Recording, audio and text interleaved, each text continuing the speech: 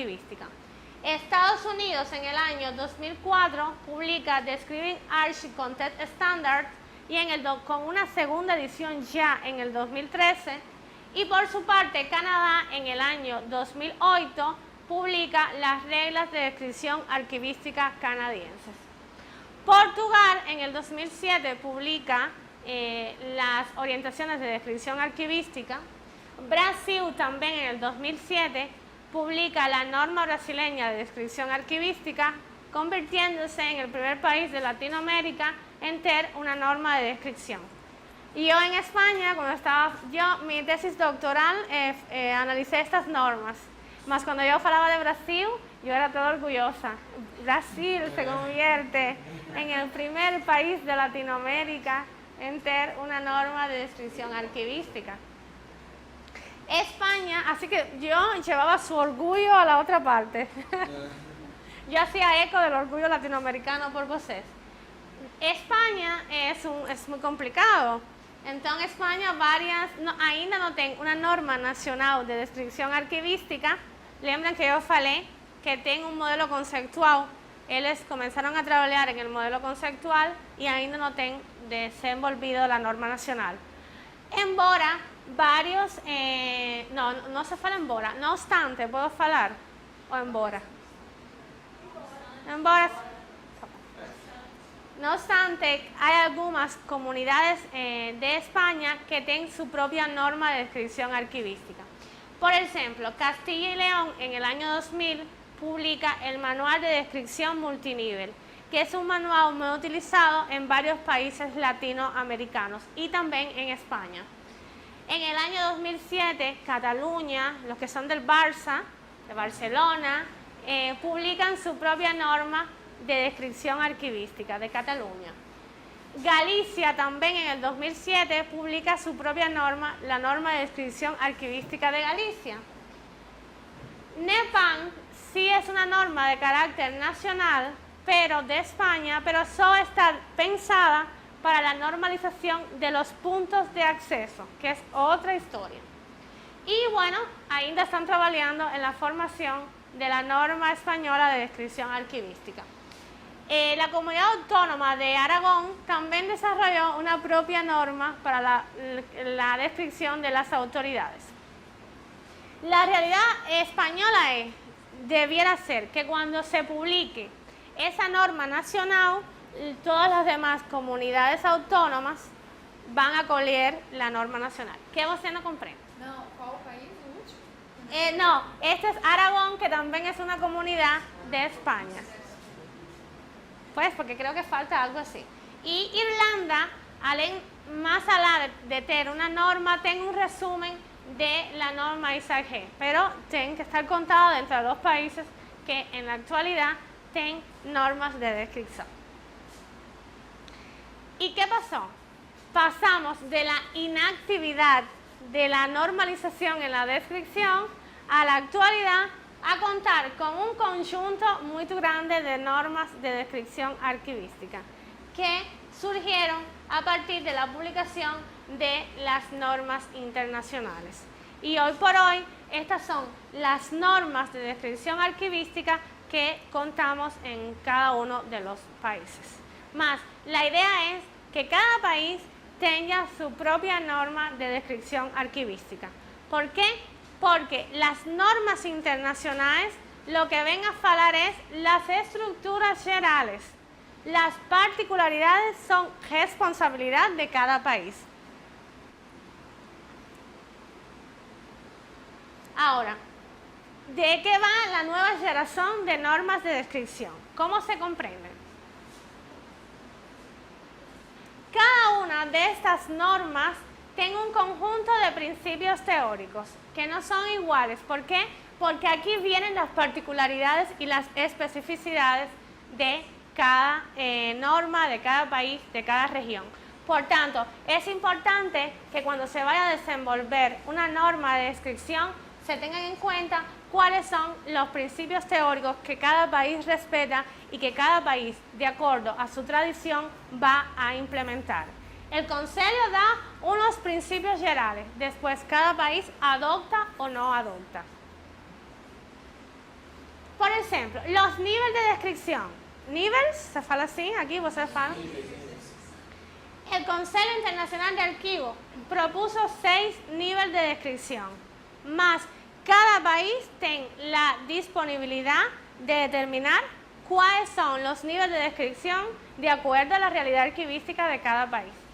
Por ejemplo, Nobrade tiene incluido acervo, que como ustedes ven, no está dentro de los niveles de descripción que propone el Consejo Internacional de Archivos. Por ejemplo, España ya te han propuesto un elemento que se llama componente documentado. ¿Qué es un componente documentado? Los documentos en España y en Europa tienen los documentos de los reyes, ¿se fala así? Tienen un sello de plata, de oro, de bronce, que es un componente del documento y es una realidad arquivística que ellos tienen. Por tanto, ellos tienen que crear un nivel de descripción que se llama componente documentado, porque cada país tiene que adaptar los niveles a sus realidades arquivísticas. ¿Por qué? Porque el Consejo faló, hay nivel de descripción para el documento. Estos son fondos, subfondos, serie, subserie. Embora vocês possam baixar esos niveles de descripción de acuerdo a la realidad.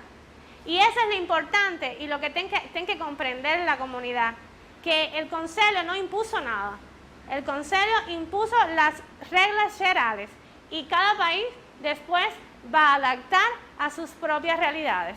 Por ejemplo, Cuba ainda no tiene norma, mas estoy casi segura que no pondríamos componente documentado porque no tenemos esa característica de los documentos. Por ejemplo, Nobrade tiene subsección. Nobrade y varias normas españolas también. No está en todas las normas americanas, no lo tienen, ni las de Gran Bretaña. Es decir, cada cual ha ido adaptando esas normas a sus propias realidades. Los elementos obligatorios. La norma internacional faló.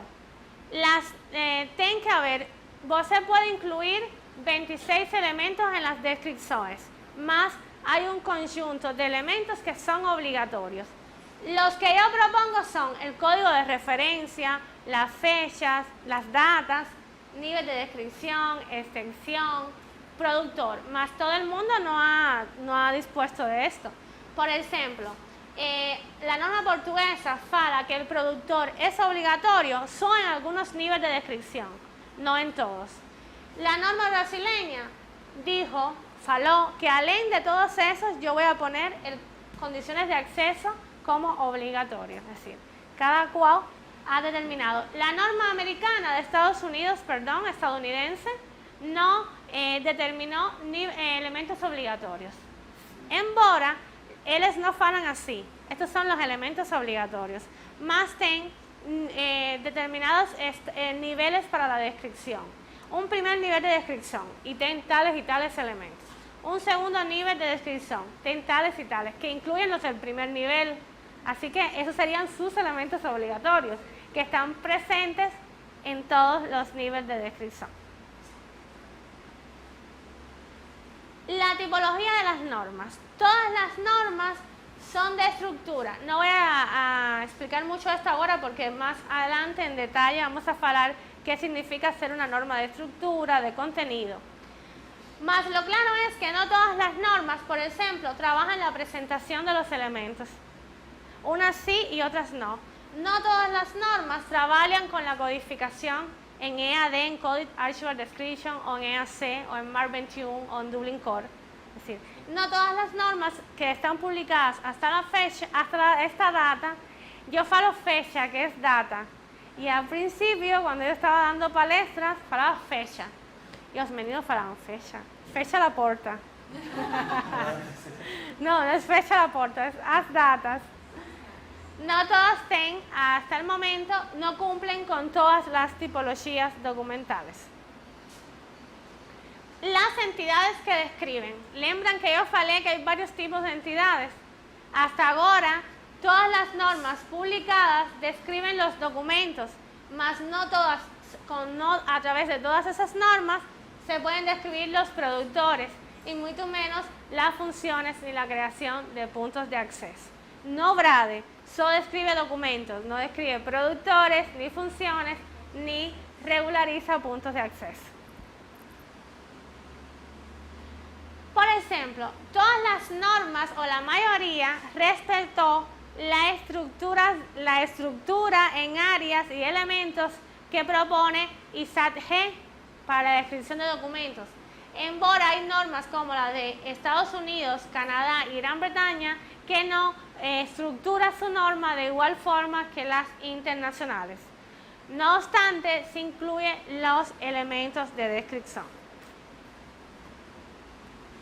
Y así, por ejemplo, no en todas las normas los índices de normalización son iguales. Hay normas que trabajan más la normalización del elemento. ¿Qué significa eso? El título. ¿Cómo se incluye un título? Hay normas que explican muy bien cómo yo asigno un título a un fondo. Hay algunas que te dan 3 reglas y otras que te dan 10.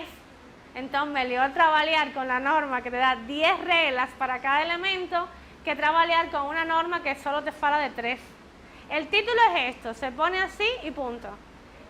Entonces, por ejemplo, la norma de Portugal es una norma muy boa en contenidos.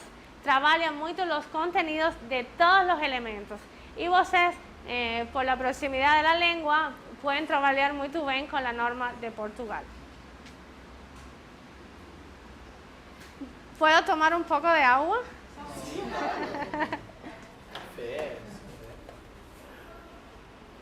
¿Están comprendiendo o estoy muy rápida? Es que es muy tu contenido.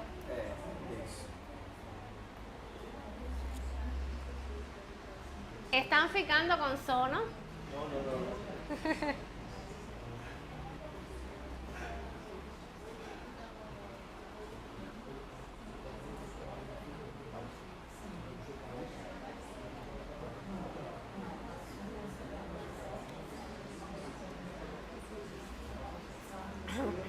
¿Ustedes no quieren tomar agua? Pueden tomar café tranquilos, Hasta ahora están comprendiendo, es muchas cosas, Sí. Más, es mucha información. Mas yo quiero que en estas horas ustedes sepan qué es lo que está pasando con la descripción. Y realmente esto es lo que está pasando con la descripción. Muchas personas no comprenden muy bien lo de las normas y entonces son cosas que en la medida que yo puedo explico. Porque, por ejemplo, las normas internacionales no son para trabajar con ellas. Claro que si no tenemos normas, tenemos que trabajar, pero lo ideal es trabajar con las normas nacionales. Por eso Brasil tiene que seguir trabajando para completar lo más posible la norma de Brasil. Vamos a ver en qué consisten estas normas o cuáles son las tipologías de las normas de descripción. Estas normas, según su función, pueden ser normas de entrada de datos y normas de salida de datos. Las normas de entrada de datos pueden ser de estructura y de contenido. ¿Qué significa entrada de datos? Es cómo yo capto la información del documento de archivo o del productor o de la función. Y por eso yo estoy captando, estoy entrando datos a mi sistema. Y entonces, de acuerdo a eso, pueden ser de estructura y de contenido.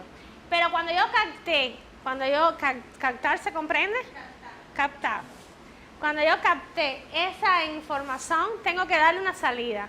¿Cómo yo presento toda esa información a mi usuario y cómo yo la codifico? Por tanto, hay 4 tipologías: de estructura, de contenido, de presentación y de codificación. Tengo que hacer link con cada uno ahora. Las normas de estructura de datos, ¿qué? Regulan cuáles son los elementos y los subelementos que yo voy a describir de cada entidad. ¿Cuáles son el nombre? ¿Cuál es el índice de frecuencia?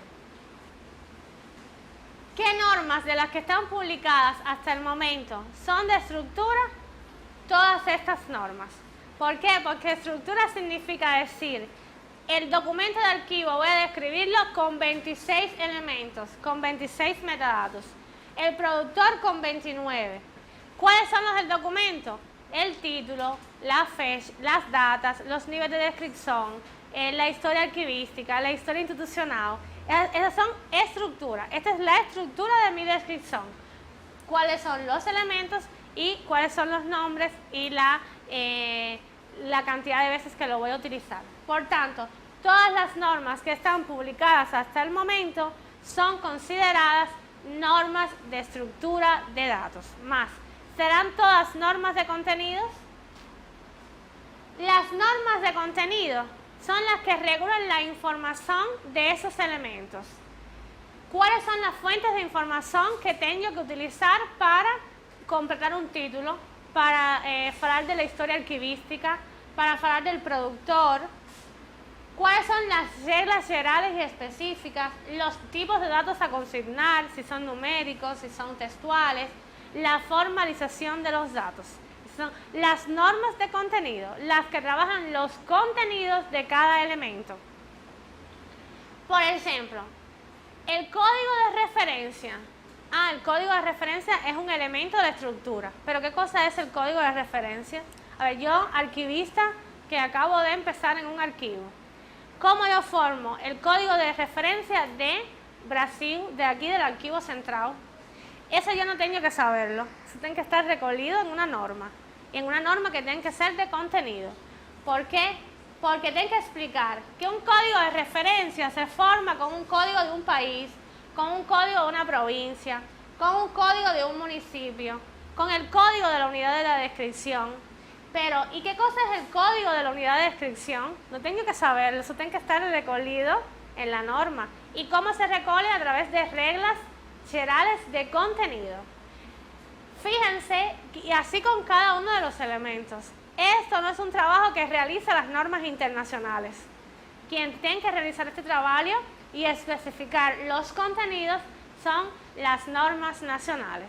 Porque, por ejemplo, el código de la comunidad autónoma es de España, Brasil no tiene comunidad autónoma. Entonces, la norma internacional puede dictaminar de forma general cómo se forma un código, más las especificidades son de las normas nacionales. Y eso específicamente es una norma de contenido. ¿Cuáles son consideradas normas de contenido? Todas menos las internacionales. Porque las internacionales no tienen como objetivo normalizar y padronizar contenidos, su estructura. El Consejo lo que hizo fue hablar. Para describir un documento, estos son los elementos. Un productor es esto, una función es esto. Ahora, los contenidos son voces los que tienen que hacerlo. Y por tanto, por eso es que hay que crear normas nacionales. Mientras más completas, mejor serán nuestras descripciones. Ahora, la presentación de datos, que ya viene siendo cómo nos presentamos esa información a los usuarios. Es cuál va a ser el orden de presentación de los elementos, cómo van a ser el uso de las áreas, de los signos de puntuación. Vamos a ver ejemplos. Por ejemplo, las datas, no las fechas.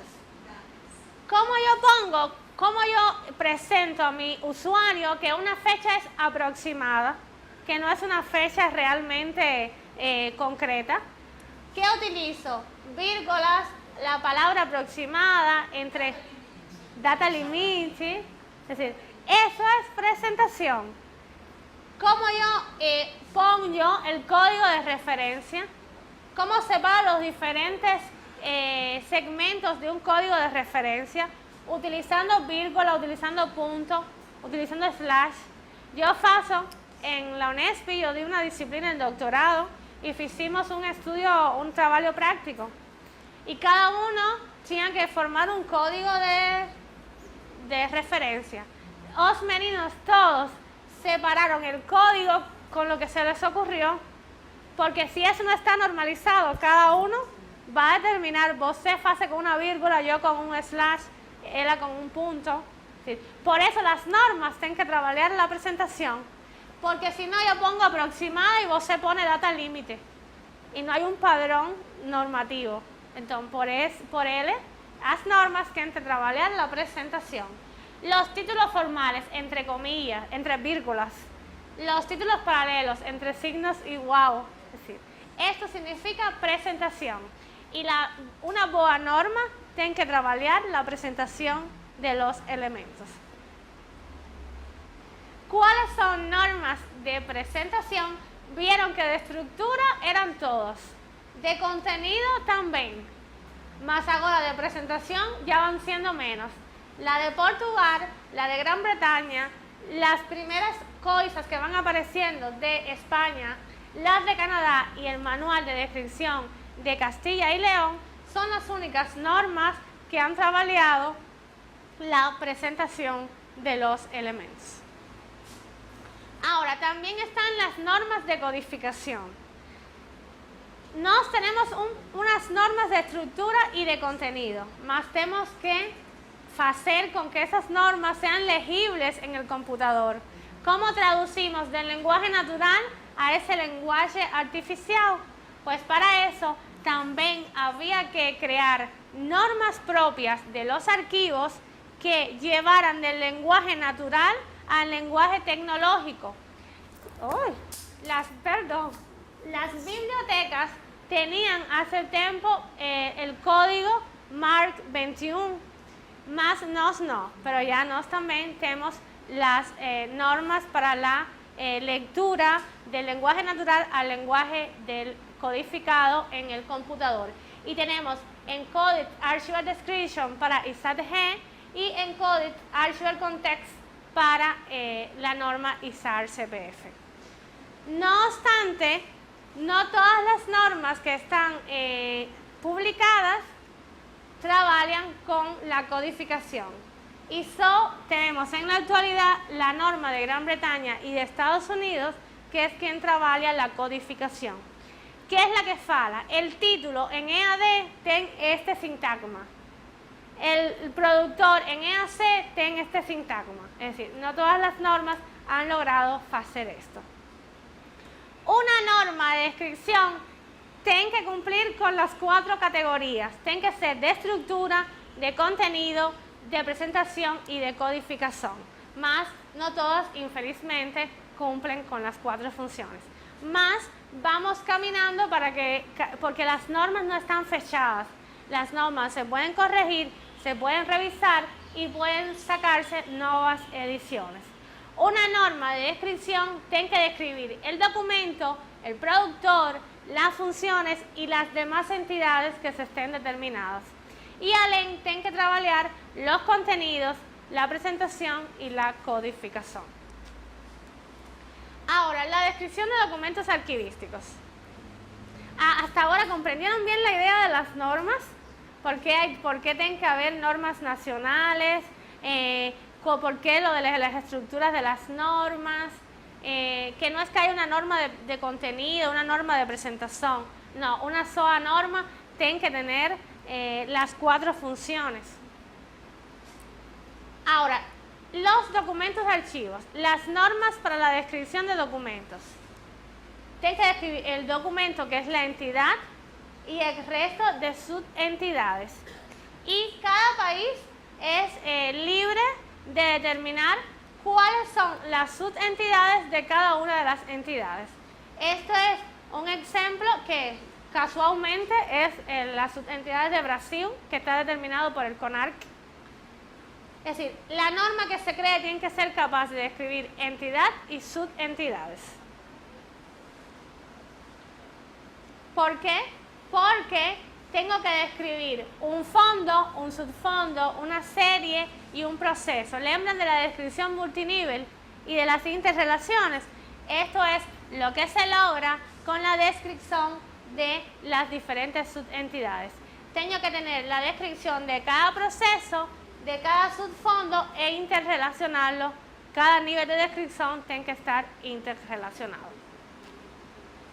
Todas las normas que están publicadas, a través de todas estas normas, podemos describir la entidad documento de archivo. Claro está que ustedes describen aquí con la norma brasileña de descripción, más hay países que ainda no tienen su propia norma y pueden utilizar otras normas. Embora Nobrade no es una norma tan amplia. Si vocês baixam a norma de Portugal está muy bien trabajada y presenta muchas reglas de contenidos. Y vocês también pueden utilizar esa norma para describir en los archivos. Por ejemplo, no todas las normas trabajan la descripción de fotografías específicamente o de plantas. La norma de Canadá, el manual de descripción multinivel de España y el manual de descripción de Gran Bretaña trabajan específicamente la descripción de algunos documentos especiales, fotografías, plantas, documentos filatélicos, documentos electrónicos, es decir, que além de dar una estructura general para cualquier documento de archivo, especifican más diversos tipos de documentos especiales. Esta es la estructura general para describir un documento de archivo. Estos serían los metadatos de descripción, es decir, código de referencia, título, fechas, volumen. O sea, esos son los metadatos de descripción. Hay 26 elementos de descripción. Lembran al principio que yo falei, la descripción es un proceso que puede estar ocurriendo desde el principio. Desde la asignación de metadatos puede comenzar desde que el documento se produce. No quiere decir que en una petrolera, una empresa Petrobras, nosotros vamos a describir como gestores de documentos con los 26 elementos. No, se asignan algunos metadatos. Título, contexto, nombre del productor, historia institucional. Se determina cuál es el metadato más importante. Y entonces, ¿qué sucede? Que el proceso de descripción puede estar ocurriendo desde que el documento se produce hasta que llega al archivo histórico, que puede completarse con los 26 elementos de descripción. Esta estructura fue el patrón del Consejo Internacional de Archivos. Y todos los países tienen que respetar esta estructura. Porque entonces va a pasar como pasaba antes, que un catálogo en Cuba no tenía los mismos elementos que en Brasil, o en Francia, o en Portugal.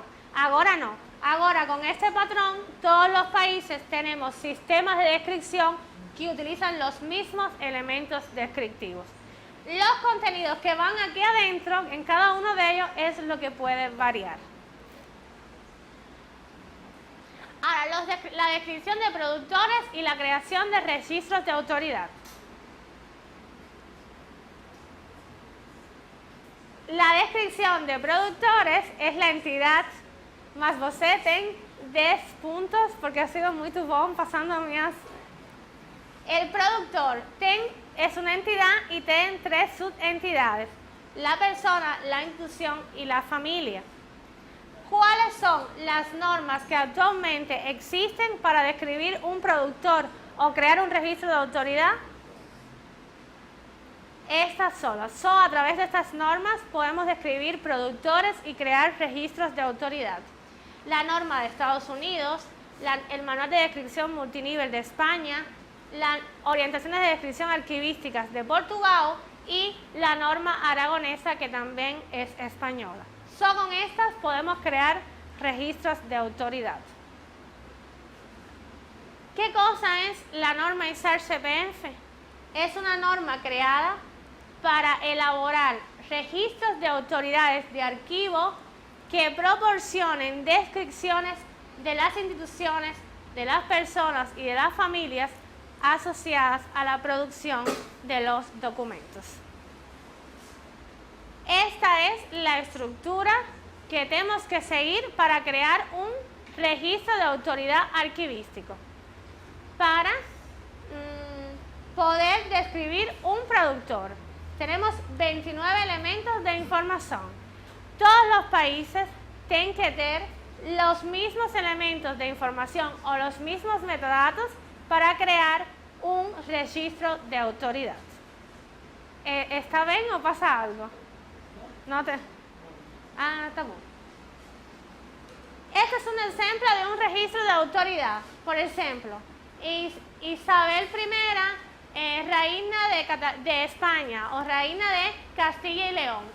La forma autorizada del nombre, otras formas del nombre, los identificadores del registro de autoridad, los nombres, la naturaleza de las relaciones, más eso es para todo un curso, hablar bien de cómo formamos un registro de autoridad en la cuestión de los archivos, que no tiene nada que ver con la formación de un registro de autoridad de una biblioteca. Aunque los archivistas, para crear registros de autoridad en los archivos, nos basamos en las experiencias bibliotecarias de creación de registros de autoridad. No somos una ciencia de la información, por tanto, no es que tenemos que tomar las experiencias de las bibliotecas que han adelantado mucho en este tema. Y por eso, si ustedes ven la comparación de un registro de autoridad de archivo con biblioteca, nos tenemos un conjunto de elementos que son propios también de los registros de una biblioteca. Pase aquí. Fíjense que ahí vamos a tener una base de datos de la descripción de los documentos elaborado a través de ISAT-G, es decir, por esta parte tengo los documentos y por la otra parte voy a tener una base de datos de autoridades con la descripción de autoridades según ISAT-CPF, porque puedes ir pasando, cada autoridad se va a relacionar con la descripción de un documento, porque los documentos y las autoridades no están soltos, están vinculados, porque yo hice una carta y esa carta está asociada a una productora que es Dunia Llanes Padrón. Y esto es el sistema, una base de datos de descripciones con una base de datos de autoridades donde cada uno de ellos van a estar interrelacionados.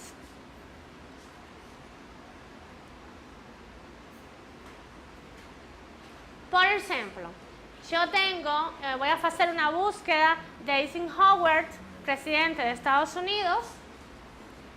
Puedes pasar. En esta base de datos tengo la descripción de un documento de Eisenhower y por allá tengo la descripción de la autoridad del presidente de Estados Unidos.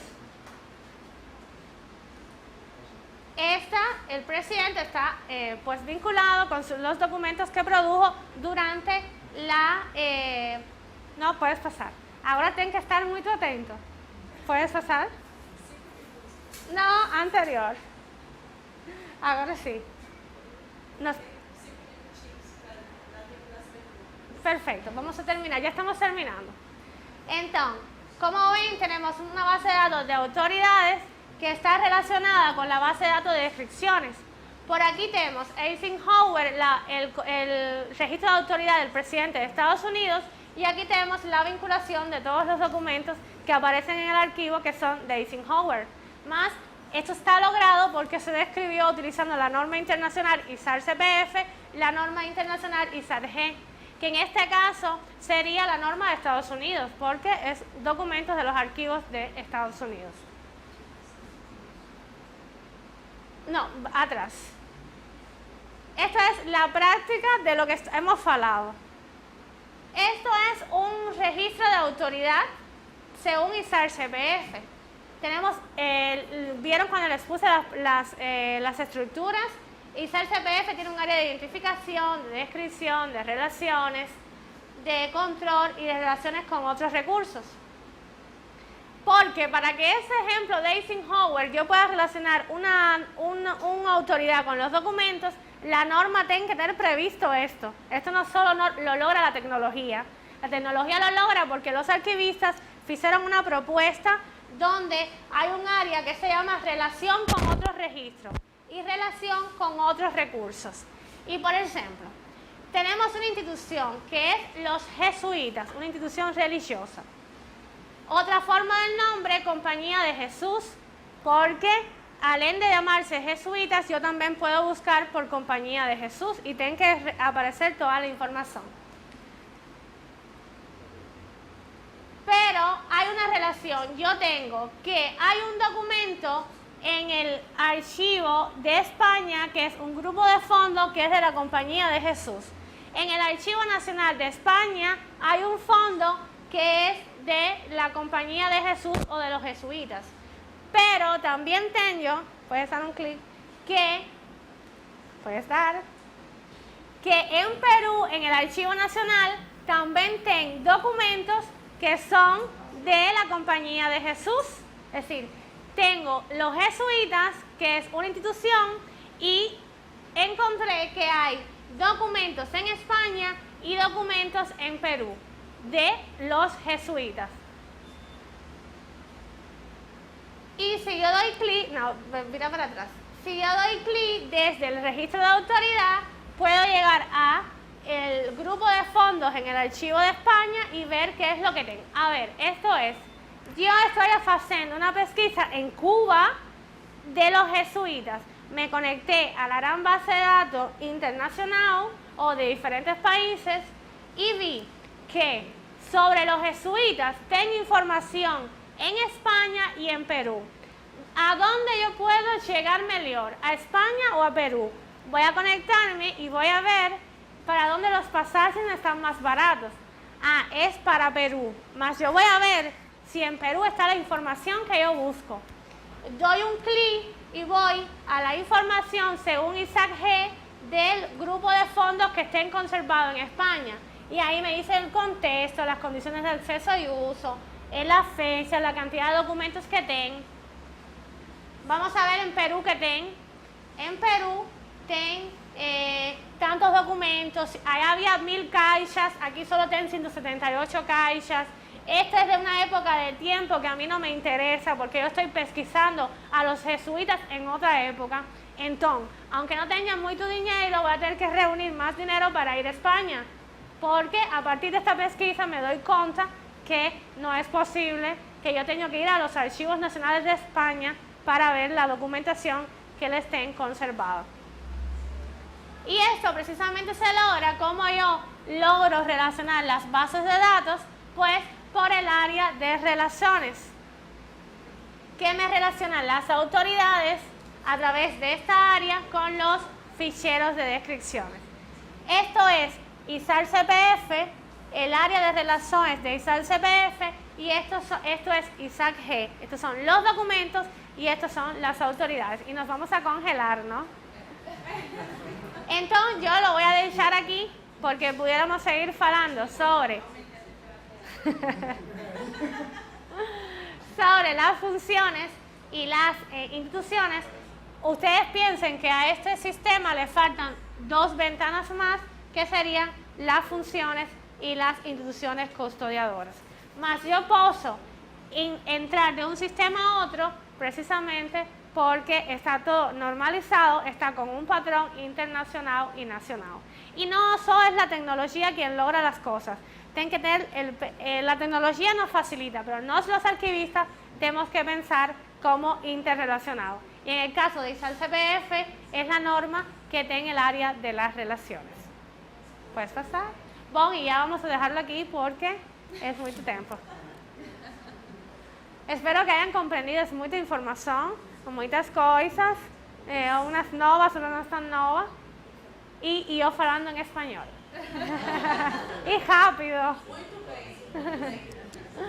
Bom. Agradecemos a apresentação da professora Dani e agora estão abertas as perguntas. Eu ia fazer uma primeira pergunta relacionada a descrição do documento. Por exemplo, no caso, uma maioria das coisas que acontece, que você vai descrever um documento que tem um atributo informacional, falta, né? Data, nome, assunto. Qual é a resposta que as normas descritivas colocam? La traducción no importa. Es decir, ustedes pueden decir data y yo puedo decir fecha. Más, ustedes tienen que respetar la estructura. Lo que no se puede hacer es crear un elemento que no esté presente en la estructura. Essa massa, você não pode criar um atributo que não existe no documento. Por exemplo, uma fecha. Exactamente. Aí, qual No se puede crear, no puede ser tan estricto. No puede ser tan estricto porque, por ejemplo, las normas de Estados Unidos y de Gran Bretaña tienen otros elementos que no están presentes en ISAC G, más los 26 elementos o los 29 de ISAC CPF están presentes en las normas. So que, fíjense que esa fue una de las cosas por las que las normas internacionales triunfaron, porque no fue algo dictatorial. A ver, vocês pueden incluir otros, mas tienen que respetar los que están. Porque é uma constante, quando a gente vai, pelo menos na cultura brasileira, você vai descrever documento, desde a formação do documento, a maioria das vezes quem produz o documento deixa de conter alguns elementos, como data, assunto, número, entendeu? E aí, o processo de descrição afeta até os metadados. Por eso es, precisamente, por ese problema fue que surgieron las normas. Ahora ese problema no puede existir más, no puede existir, y menos en Brasil, porque Brasil está muy bien normalizado. Para eso vinieron las normas. ¿Por qué? Porque había muchas cosas que dejaban de representarse, o no todos representábamos igual. Y por ejemplo, en Brasil, que es tan grande, en Rio Grande do Sul no tiene nada que ver con Rio Grande do Norte. Entonces, ahora ese problema fechó. Con la norma vino para presentar la estructura que hay que seguir para describir los documentos y los productores y el resto de entidades. Ahora, los contenidos es otra cosa, que en el caso de Brasil tienen que ser según la norma brasileña. Lembran que yo falei, la norma es un conjunto de acuerdos, de requisitos que tienen que estar mutuamente acordados. Y cuando se publica una norma nacional, es que está mutuamente acordado por todas las regiones. Por tanto, Brasil específicamente tiene que seguir las pautas que tiene Nobrade. E a última pergunta, em relação à saída do Estado, Sí, de la presentación. da apresentação dos dados, muitas das vezes, com essas tecnologias, a modernidade de hoje, as normas vão mais direcionadas para um pesquisador, mais para o usuário comum. Sí. Tipo uma pesquisa no Google, que você coloca qualquer palavra e sai. Isso depende da descrição de quem faz. Eso depende. Essa liberdade de pesquisa. Eso depende mucho de la asignación de los metadatos. Es decir, en la medida que vos asigne bien un metadato, el Google te lo va a recuperar. Mas a norma prevê. La norma prevé eso porque, por ejemplo, ahora mismo el Consejo Internacional de Archivos, no sé si ustedes han oído hablar de Caton, seguro que sí, porque en Brasil Caton está muy diseminado. Y Caton es una base de datos del Consejo Internacional que tiene la estructura de las 4 normas, y en cada uno de esos puntos hay puntos de acceso. Ten campos que no están recogidos en las normas internacionales, más y Caton lo tiene, que son la determinación de los puntos de acceso. Y los puntos de acceso de los documentos son precisamente los que hacen posible que usted recupere toda esa información. Y para eso le digo más, cada país ha creado normas propias de creación de puntos de acceso para los archivos, que regulan la creación de los nombres de lugar, de personas, de familias, de instituciones, de materias, porque también crear un punto de acceso tiene que estar normalizado. No es lo mismo normalizar el nombre de un presidente en portugués que el nombre de un presidente en español, que un papa, que un sacerdote. Un sacerdote, ¿se comprende? Aqui deu exemplo de Pelé, Edson Arantes do Nascimento. Más, yo no sé si ustedes ven mañana al curso que yo voy a dar. Eso está todo en el productor. Por ejemplo, un registro de autoridad es la creación de un punto de acceso normalizado. Pelé es el ejemplo mejor. Yo no sé cómo se llama Pelé. Edson Arantes do Nascimento. Yo busco en Google por Pelé, más y si yo encuentro a Pelé es porque en el productor, cuando yo describí el productor, la forma autorizada no es Pelé, es ¿cómo se llama? Esa es la forma normalizada. Más, yo tengo que tener otro campo que se llama otras formas del nombre, Pelé. Kaká, yo no sé cómo se llama Kaká. Para mí es Kaká, más esa no es la forma autorizada del nombre, la forma autorizada es... Por ejemplo, Brasil vos has dado un ejemplo que yo gosto mucho. Lula, Luis Ignacio, Lula. Y no se llama Lula, es Luis Ignacio da Silva. Más, yo no voy a buscar por el nombre de Pelé o de forma autorizada. Buscar Pelé, Kaká, Lula. Eso todo está recogido en el productor.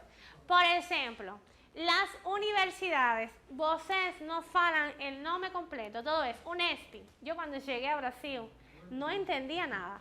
USP, Unicamp, UNEV, Unirio, UFMG. A mí una persona faló, yo falei, de Rio Grande do Sul, dice, no, de Mato Grosso. Yo, ay, Dios mío. Que vocês falan en acrónimos y en siglas. Más las normas, esta norma del productor, tiene todos esos elementos que controlan ese tipo de especificidades. De nada. Não, na verdade, eu só queria saber de exemplos de instituições que já utilizam a norma. Porque a gente tem norma, mas eu acho que não se aplica a norma. Bom, sí, sí se aplica. ¿Se aplica? Sí, por ejemplo, aquí hay muchas, en Estados Unidos, en Gran Bretaña, en España, mañana podemos ver ejemplos. Aquí en Brasil también, en el Rio Grande do Sul, el archivo del distrito, no sé, el estado, el archivo estadual, tiene muy bien aplicadas las normas y se puede recuperar y acceder perfectamente. Mas são todas instituições de arquivo. Instituciones de archivo, porque estas normas son para archivos. Sim, mas como a descrição que você colocou no início era vista antes como um elemento De la asignación. E depois, né, teve a pós-social. Mas, E hoje em dia, eu acredito que com a forma, né, que a gente faz gestão documental, ela deveria estar incluída desde o início do cadastro do documento e tudo mais. A criação do documento, Exatamente. Para fazer os níveis. Por exemplo, no nosso órgão não se aplica. A gente vê que o sistema que a gente utiliza lá para a gestão, o campo de descrição é um campo único, não tem subdivisões, não tem nenhum dos critérios que são adotados nesse. Então, eu acredito que a maioria dos órgãos não mas isso é porque sistemas Utiliza esse específicos. sistema. eso está muy mal, mas para eso, Na verdade, a norma está sendo aplicada só nos arquivos que são custodiadores. no, más porque porque ahí tenemos que estar si no tenemos claro, los archivistas, no tenemos bastante claro que la descripción es algo que tiene que utilizarse desde el principio de la gestión, cuando se comiencen a hacer los sistemas de gestión documental, pues no vamos a hablar que hay que integrar metadatos de descripción. Si no conocemos esta nueva tendencia, no conocemos cuáles son los metadatos de descripción, somos los responsables de lo que en los sistemas de gestión aparezcan los metadatos propios de la descripción. Igual no son los 26 elementos o los 29, son 5 o 6 que son los obligatorios. Más también, si existen sistemas de gestión que ya estén integrados desde el principio metadatos de descripción. Hay algunos países europeos, y Australia, Canadá, que se han desenvolvido mucho en los sistemas de gestión y asignación de metadatos y de aplicación de las normas ISO.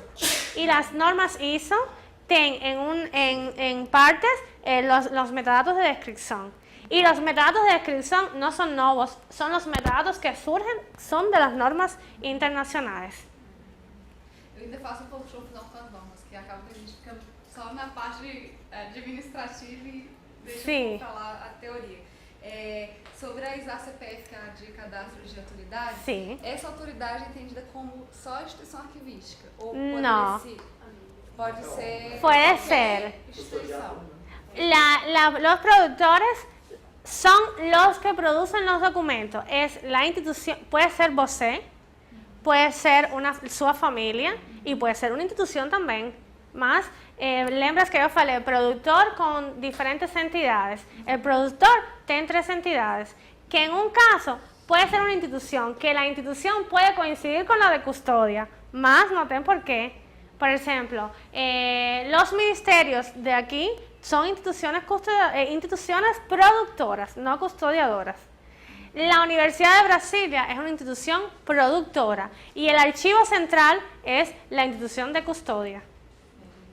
Mas a autoridade é La UNEV, exactamente. Pero, por ejemplo, el Archivo Central produce registros de entrada de la documentación. En ese caso, el registro de entrada de la documentación, ¿quién es el productor? El Archivo Central, que es una sección de la Universidad de Brasilia. Más los productores son las tres subentidades. ¿Quiénes son? Son las entidades que producen. Você produce documentos, nós producimos documentos e você, sua família, produce documentos. Você como instituição e como pessoa. Tem autoridade e instituição, abaixo da autoridade. Você tem que ver. Você vai venir amanhã? Você vem ao curso? A oficina. En la oficina você vai ter muito claro isso, porque você pode ir um momento atrás para eu explicar-te bem.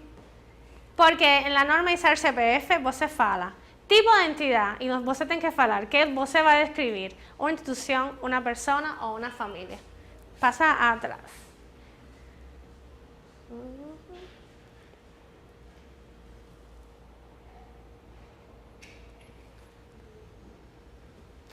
No, pasa adelante ahora.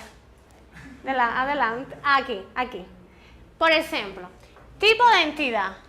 Yo voy a describir la Universidad Nacional de Brasilia. ¿Qué es eso? Una institución, una persona o una familia. Una institución. Entonces, ¿qué yo pongo aquí? Tipo de institución. Institución. Voy a describir a Pelé. Tipo de entidad, ¿quién es Pelé? Una institución, una familia o una persona. Una persona. Persona. Forma autorizada del nombre. ¿Cómo yo creo una forma autorizada de un nombre? No tenemos que saber en la memoria. Buscamos la norma. Y la norma explica que una forma autorizada del nombre, você tem que hacer una pesquisa, saber cómo se llama Pelé, tem que poner fecha de nacimiento y muerte. ¿Cómo se llama Pelé? Edison. No lembro. Vamos a ver Lula para yo lembrármelo. Lula, vamos a hablar de Lula como persona, no como presidente, porque una persona puede ser una institución y puede ser una persona. Vamos a hablar de Lula como persona simple. Tipo de entidad, persona. Forma autorizada del nombre, Luis Ignacio da Silva. Entre paréntesis, fecha de nacimiento y solo porque nada de muerte ainda. Formas paralelas del nombre. Luis Ignacio da Silva. Tengo un nombre, ese nombre se conoce en inglés. Tengo otro en inglés, en francés, no. Entonces aquí no va nada. Forma normalizada del nombre según otras reglas. Según nos, la forma autorizada es Luis Ignacio da Silva, fecha de nacimiento. Más, si entramos al registro de la Biblioteca Nacional de Brasilia, encontramos que la forma normalizada de la Biblioteca Nacional es Luis Ignacio da Silva, fecha de nacimiento, cierra paréntesis y abre otros paréntesis y pone presidente. Entonces, aquí ponemos ese nombre. Otras formas del nombre, Lula. Mas o apelido do Lula não poderia se encaixar na forma paralela do nome? No, porque forma paralela es en otro idioma. Y otras formas del nombre es como se conoce, porque por ejemplo, en España un usuario va a poner en Google Lula y tiene que recuperar este registro. Y solo se va a recuperar porque nos aquí normalizamos todas las formas del nombre por las que se le conoce a Luis Ignacio Lula da Silva. Es decir, Google no es magia, es porque detrás hubo un trabajo de todos nosotros. En los sistemas de gestión de la administración no quiere decir que aquí se pongan todos estos elementos, pero sí aquellos elementos que van a captar mejor el contexto de los productores y de los documentos. Por ejemplo, la historia de Lula es mejor reconstruirla ahora que 100 años después. Entonces, si nosotros en los sistemas de gestión de ahora tenemos elementos de la descripción, no todos, porque la descripción es un proceso de asignación de metadatos que puede empezar con la producción y finalizar en el archivo histórico. Pero além de que es más importante para nosotros también, imaginen si en el archivo histórico llegan ya documentos y productores con algunos de estos metadatos ya listos. Entonces, más Para hacer eso, nós temos que estar muito bem enterados de los temas e nós mesmos, pues, falar de qué es lo que tenemos que hacer. Porque ahora en Brasil se están formando en todas las universidades sistemas de gestión y hay grupos que están creando los sistemas, más tenemos que estar nós para pedir qué es lo que queremos. Si nós não falamos, eso no aparece. Sí. Sobre o Hackathon, ele estaria, na sua opinião, assim, é recomendável usar? Ele estaria robusto o suficiente? Qual é a perspectiva dele de se manter? Hackathon no es algo obligatorio.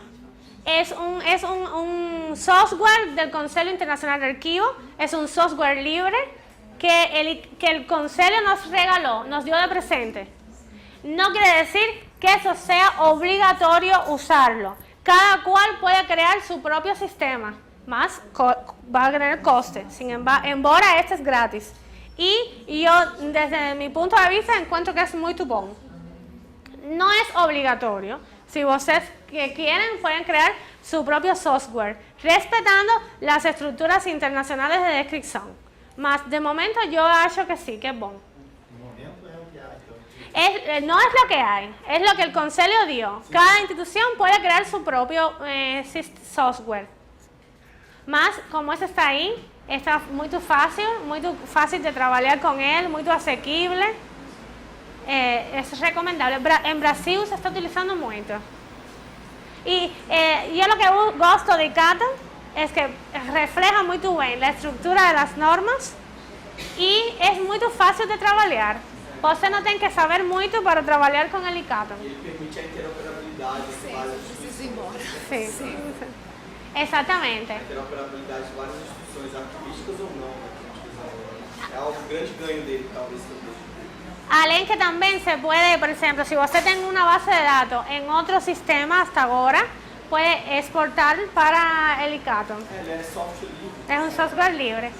Também, por exemplo, el Hackathon, você pode trabalharlo, puede entrar al sistema, los informáticos, y adaptarlo a las particularidades de su país o de su sistema. Y que es lo bueno que tenga un software libre. Mas fíjense, yo siempre falo, Hackathon X, X, Y, quien sea, você pode ter el melhor software. Si você no sabe la norma, no entra bien los datos. Mas sim, eu recomendo, eu gosto. Aqui no Arquivo Central o pessoal já baixou ele é gratuito aqui. Sim. Aqui eles estão aqui, que é da coordenação dela, permanente. Eles começaram a pesquisar, ver a aplicabilidade dele. Que, inclusive esse artigo que está aí atrás de você, é até a Natália e o Rodrigo que eles escreveram, eles falam sobre Hackathon. Sim, la de Santa Maria. Sim, eles são daqui, mas apresentaram lá esse trabalho. Eles já começam a pensar em utilizar o Hackathon. É a Natália e o Rodrigo. En la Universidad de Santa María, un profesor, Daniel Flores, trabaja mucho con Hackathon. Sim, eles. Mas yo falo esto siempre, lo importante no es el software, lo importante es que usted sepa trabajar con las normas. Porque el software está ahí, si usted no extrae bien los datos de la autoridad, si usted no sabe que es una forma autorizada, que es una forma del nombre según otro idioma, ahí está el software, ¿qué usted pone ahí?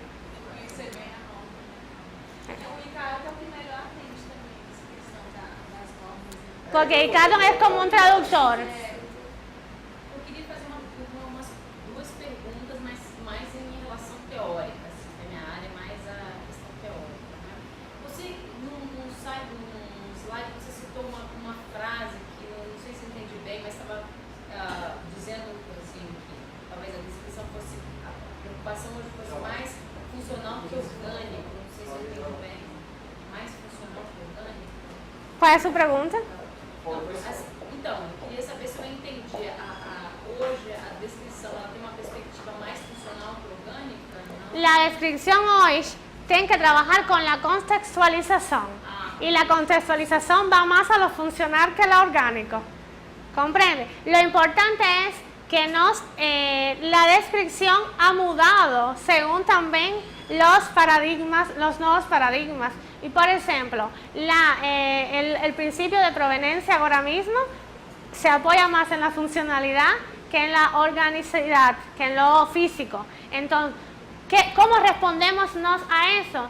Pues describiendo desde el principio. ¿Por qué? Porque solo en la producción nos cartamos la contextualização.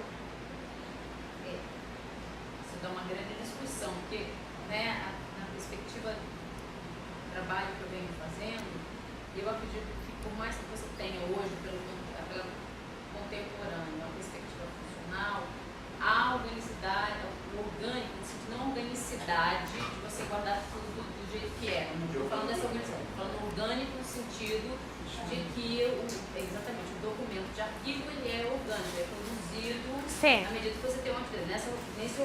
Essa organicidade que, né,